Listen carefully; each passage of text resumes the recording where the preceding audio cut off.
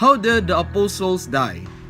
Sometime around 33 AD, Jesus Christ was crucified for claiming to be the Son of God.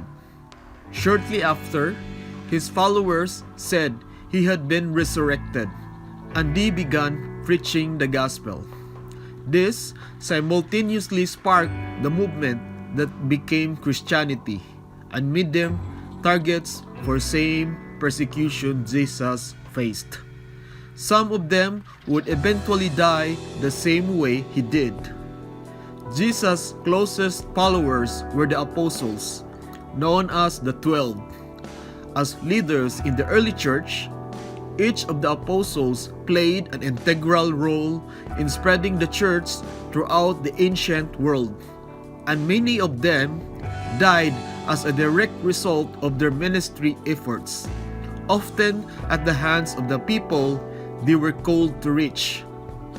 In the Bible, 14 people were considered apostles. The original members of the 12, plus Matthias, who was chosen to replace Judas Iscariot, and Paul, the apostle to the Gentiles. They were all real people who lived and died in the 1st century AD. The 14 apostles are Simon Peter, Andrew, James, John, Philip, Bartholomew, Thomas, Matthew, James, son of Alphaeus, Jude, Simon the Zealot, Judas Iscariot, Matthias, and Paul. How did Peter die? Simon, also known as Peter, was one of the most prominent disciples of Jesus Christ and one of the most important leaders of the early Christian church.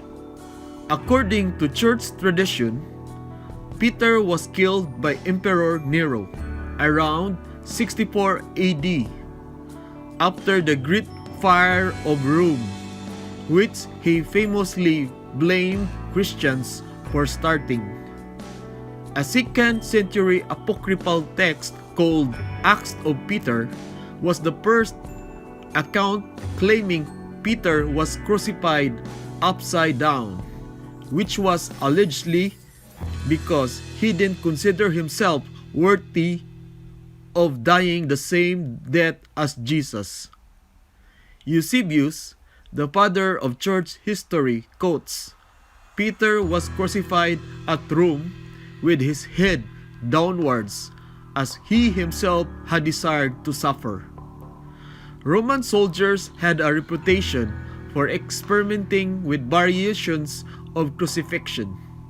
According to the Jewish Roman historian Josephus, who lived in the 1st century, Roman soldiers didn't always crucify people right side up, and they tried different positions for entertainment.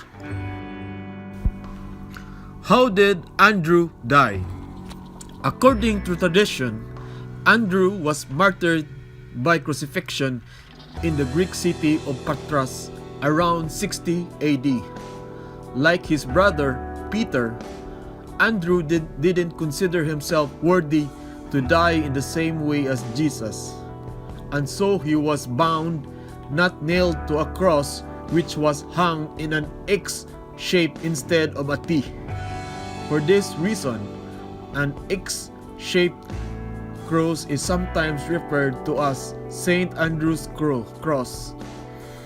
There are claims that he preached for 3 days straight as he hung on the cross. How did James die? It was about this time that King Herod arrested some who belonged to the church, intending to persecute them. He had James, the brother of John, put to death with the sword. Acts 12:1 and 2. King Herod was eager to win the favor of the Jews. Since the Jews were very interested in preventing Christianity from spreading, he believed persecuting Christians would please his Jewish subjects, and it did. Acts 12:3. Scholars generally believe James was killed in Jerusalem in 44 AD. How did John die? Tertullian, a Christian writer from the late 2nd and early 3rd century, wrote that before the Romans banished John, they brought him into a Colosseum and dunked him in a bath of boiling oil. When he emerged unharmed, the entire Colosseum converted to Christianity. This is why some iconography shows John in a bath of boiling oil. As a result, he was exiled in the island of Patmos. John is traditionally regarded as the only apostle to die of old age. How did Philip die? Philip supposedly converted a proconsul's wife, which angered the proconsul enough to have him crucified upside down. While hanging there, Philip preached and the crowd was moved to release them. How did Bartholomew die?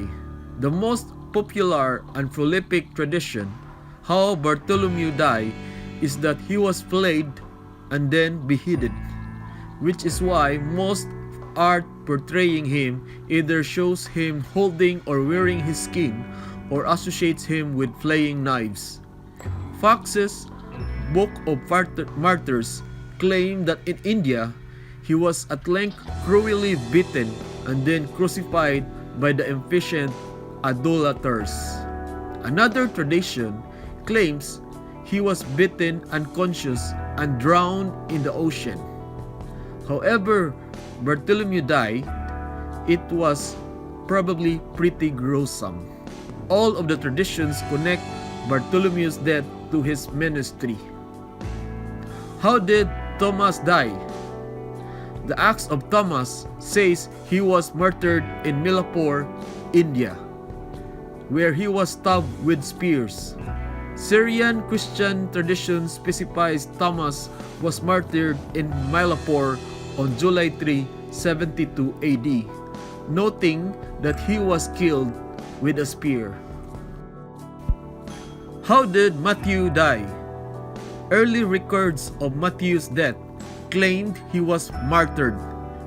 The early church fathers said he was burned, stoned, stabbed, or beheaded. How did James, the son of Alphaeus, die?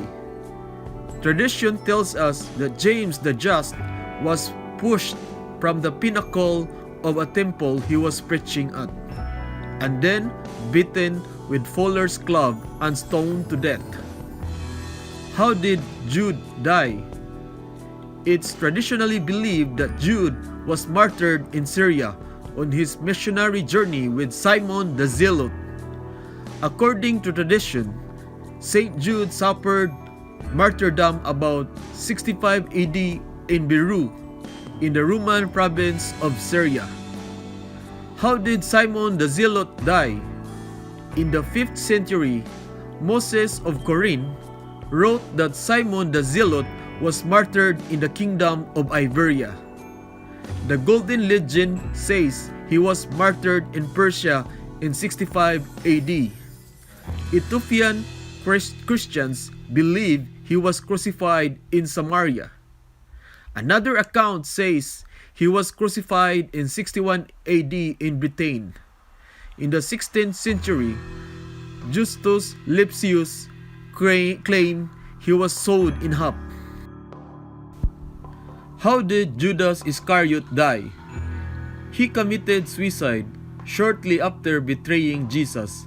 Interestingly, the Bible appears to give two different accounts of how Judas died. The book of Acts and the Gospel of Matthew each record a version of Judas' death. Matthew records that Judas hung himself immediately after the chief priests refused to take their money back. So Judas threw the money into the temple and left. Then he went away and hung himself. Matthew 27:5. How did Matthias die? Matthias wasn't one of the original members of the 12 apostles. The other apostles chose him to replace Judas Iscariot after Jesus ascended to heaven, while they were waiting for the Holy Spirit in Acts 1:12-26. Some traditions claim he was stoned at the end of his ministry to cannibals in Ethiopia, Georgia. Another that he was stoned by Jews in Jerusalem and then beheaded. How did Paul die?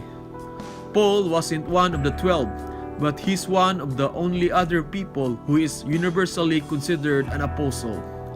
Specifically, he was the apostle to the Gentiles, Romans 11:3.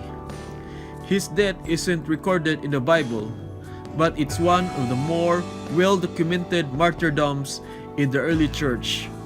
Numerous early church fathers wrote that he was beheaded by Emperor Nero, which would mean it had to be sometime before 68 AD. Clement of Rome provided the earliest surviving record of Paul's death in his letter to the Corinthians, where he mentions that Paul and Peter were martyred. An apocryphal work from the 2nd century known as the Acts of Paul says that Nero had Paul decapitated, and in 200 AD, Tertullian wrote that Paul's death was like John the Baptist, who was beheaded. 13 of the apostles died through martyrdom by continuing the ministry of Jesus Christ and spreading the gospel of Jesus Christ in different parts of the world. Are you willing to spread the gospel in exchange of your life?